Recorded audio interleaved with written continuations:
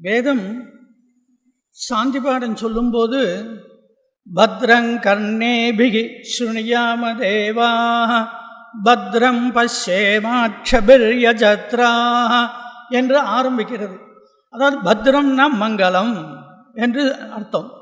நேற்றைக்கு மங்களாரம்பம் என்பது பற்றி நம்ம பார்த்தோம்.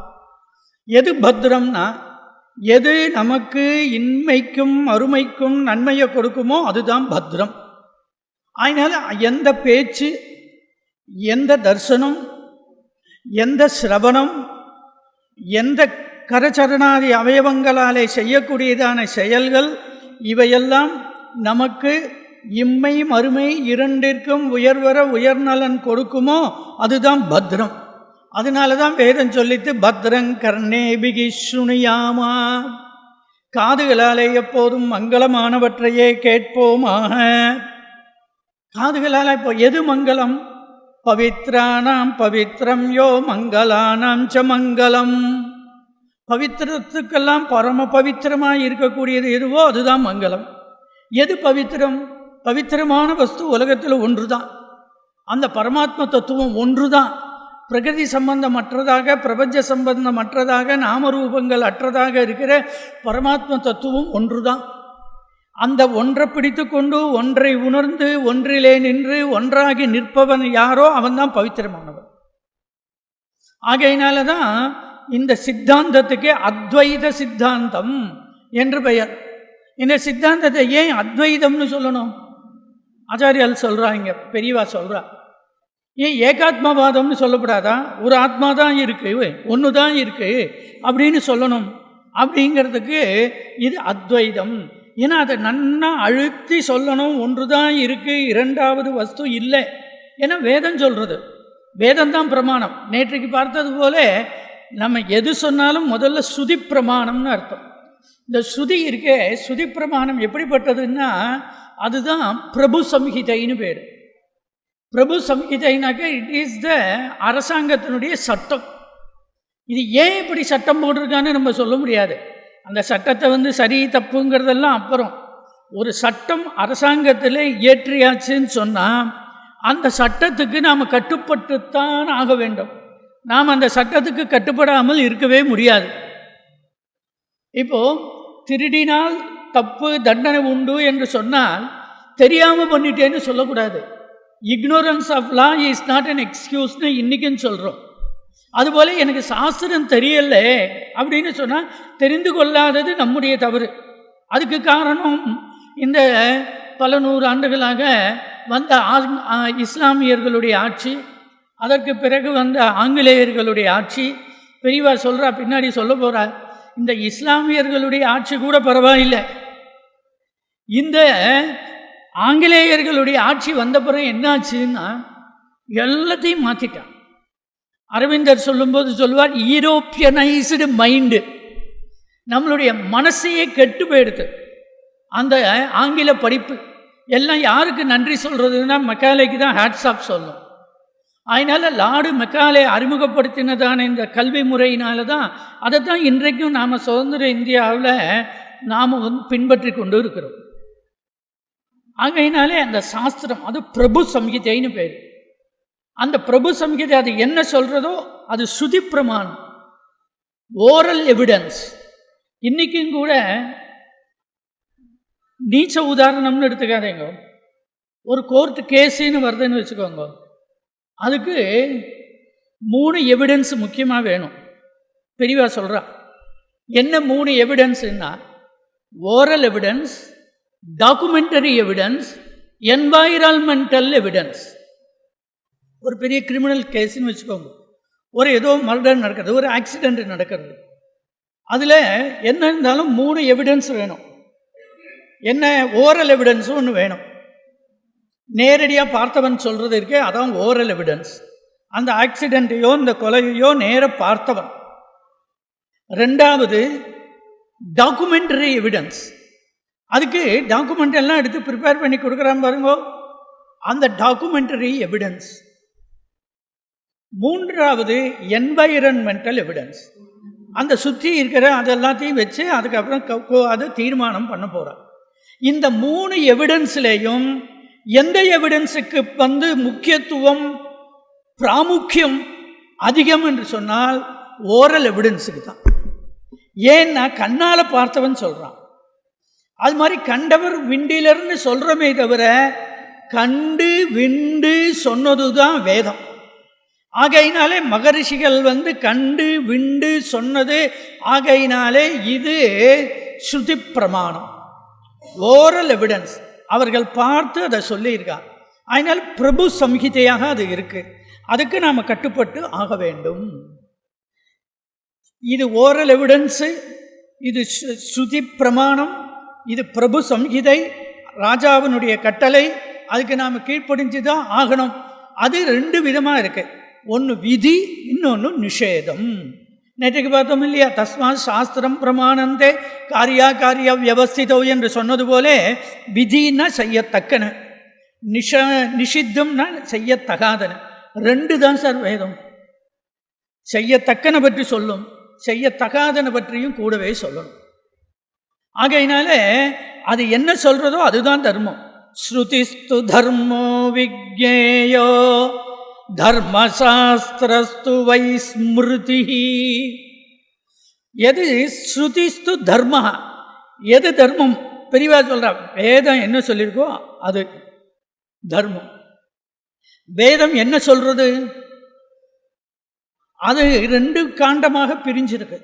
கர்ம காண்டம் என்றும் ஞான காண்டம் என்றும் ரெண்டாக பிரிஞ்சிருக்கு. இதை பூர்வ மீமாம்சை என்றும் உத்தர மீமாம்சை என்றும் சொல்றான். அந்த பூர்வ மீமாம்சை என்பது தான் கர்மகாண்டம் என்று சொல்கிறோம். உத்தர மீமாம்சை என்பது தான் உபனிஷத்துக்கள் சொல்லக்கூடியதான வேதாந்த பகுதியாகிற ஞான காண்டம் என்று சொல்கிறோம்.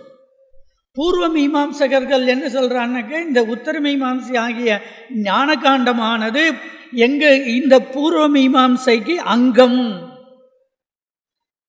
வேதாந்திகள் என்ன சொல்கிறான்? இந்த உத்தர மீமாம்சை ஆகிற வேதாந்த பகுதிக்கு பூர்வ மீமாம்சை அங்கம். இந்த சண்டை ரொம்ப நாளாக இருந்தது.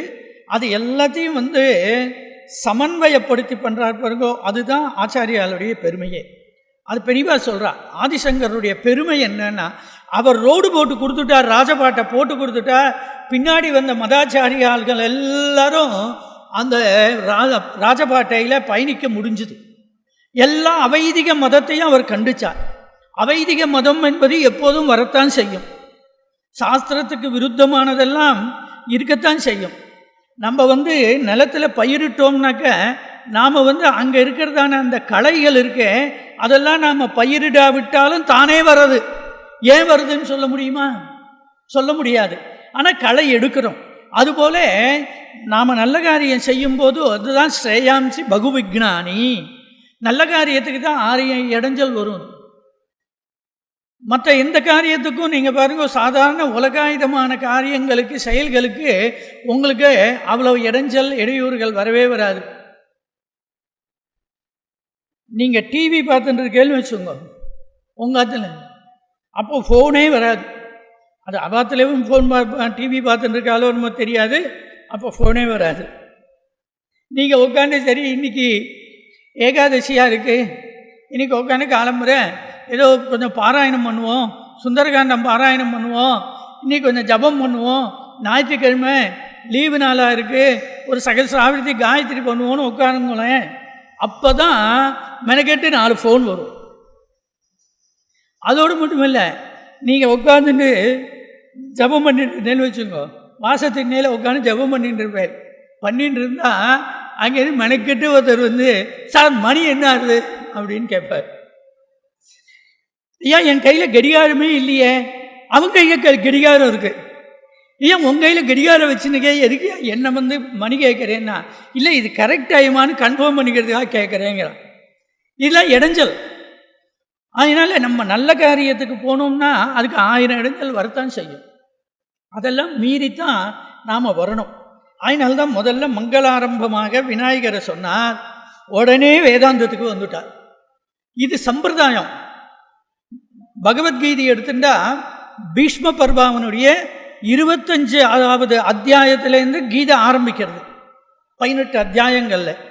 அதுக்கு முன்னாடி ரொம்ப அற்புதமான ஒரு ஸ்துதி அந்த பகவான் சொல்லி அர்ஜுனன் துர்க்கையை பிரார்த்தனை பண்ணுறான். இந்த யுத்தத்தில் நாங்கள் ஜெயிக்கணும், எனக்கு அனுக்கிரகம் பண்ணணும்னு அற்புதமான ஸ்தோத்திரம்.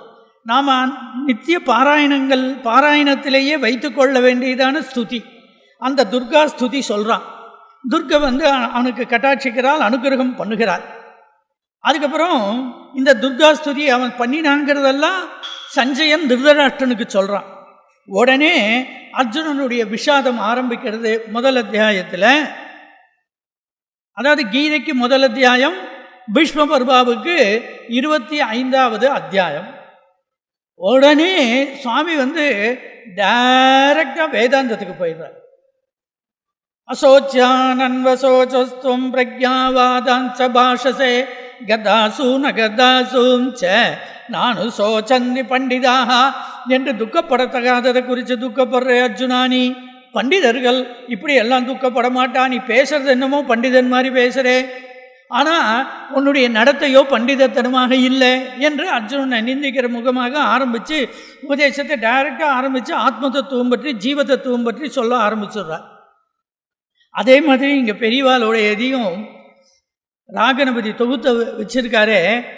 மங்களாரம்பமாக விநாயகரை சொன்னார், விநாயகர் ஸ்துதியை சொன்னார். சொன்ன உடனேயே இங்கு அத்வைத வேதாந்தத்துக்கு வந்துட்டார் அவர். எடுத்ததுமே பெரியவா ஆரம்பிக்கிறா. எல்லார் மாதிரியும் ஆதிசங்கரர் சொல்லலை. அவர் என்ன சொன்னார்? நான் தான் சுவாமின்னார். நாமே தான் சுவாமி, இந்த ஜீவனுக்கும் பரமாத்மாவுக்கும் வித்தியாசமே கிடையாது அப்படின்னு சொல்கிறார். அப்படித்தானே ஹிரண்யகசிபுவும் சொன்னான், அப்படித்தானே வேணன்னு ஒரு ராஜா சொன்னான். அப்போ ஆச்சாரியால் அந்த அசுரர்கள் மாதிரியா? ஹிரண்யகசிபு என்ன சொன்னா? என்ன காட்டிலும் யாரா பெரியவன் இருக்க முடியும்? அதனால நீங்கள் யார் எந்த யாக யஜ்யங்கள் ஹோமம் பண்ணினாலும் என்ன பண்ணணும் தெரியுமோ? எல்லா கோயிலையும் இழுத்து மூடு. எல்லாம் ஹிரண்யாய ஸ்வாஹா ஹிரண்யாய இதன்னமமா, எல்லாம் ஹிரண்யனை குறித்து தான். இனிமே இந்திராய ஸ்வாகா இந்திராய இதன்னமமா சந்திராய ஸ்வாகா எல்லாம் ஒரு தேவதையை குறித்து ஒன்றும் பண்ணக்கூடாது. விஷ்ணவே ஸ்வாகா கிடையவே கிடையாது. எல்லாம் நான் தான். வேணன்னு ஒரு ராஜா, அவனும் அப்படித்தான் இருந்தான்னு சாஸ்திரம் சொல்கிறது. அப்போது பெரியவா கேட்குறா, அப்போ இந்த ஆச்சாரியால் அந்த ராட்சசன் மாதிரியா? நானே தான் கடவுள் அப்படின்னு சொல்கிறாரே அப்படின்னு சொன்னாரோன்னா இல்லை. அவன் சொல்கிறதுக்கும் இவன் ஆச்சாரியால் சொன்னதுக்கும் வித்தியாசம் இருக்குங்கிறார். என்ன வித்தியாசம்னா, அவன் சரீரேந்திரியங்களில் நான் என்பதான அகங்கார புத்தியோடு கூட இந்த சரீரேந்திரியத்தோடு கூடி இருக்கிறதான உபாதியோடு கூடி இருக்கிறதான தன்னையே தனித்தவனாக நான் நினைச்சுட்டு இந்த நானே கடவுள்னு சொன்னான். அவர் என்ன சொன்னார்? அட, இது எல்லாத்தையும் கழட்டி விட்டுட்டு கடைசியில் நான் நான் நான் ஒன்று எஞ்சி நிற்கிறது பற்றியா? எல்லாத்தையும் கழட்டி விடுங்களேன், ஒவ்வொன்றா கழட்டுங்க. கழட்டினா ஒன்று தான் எஞ்சும் கடைசியில், அதுதான் நான். அந்த நானும் அந்த பரமாத்ம தத்துவமும் ஒன்று தான் அப்படின்னு சொன்னான். அந்த ஜீவனிடத்தில் அகங்காரம் இருக்குது. அகங்காரம்னா நான்கிற உணர்வு. இந்த நான்கிற உணர்வு என்னுடையதுன்னு ஒன்று தோற்றுவிக்கிறது. இதுதான் இந்த ஜீவனுக்கு பந்தத்துக்கு காரணமாகவே ஆறுது. ஆனால் உண்மையிலேயே இந்த ஜீவனுக்கு இதெல்லாம் இல்லை. அப்போ ஆச்சாரியால் கேட்குறான், இது எப்படி கழட்டுறது?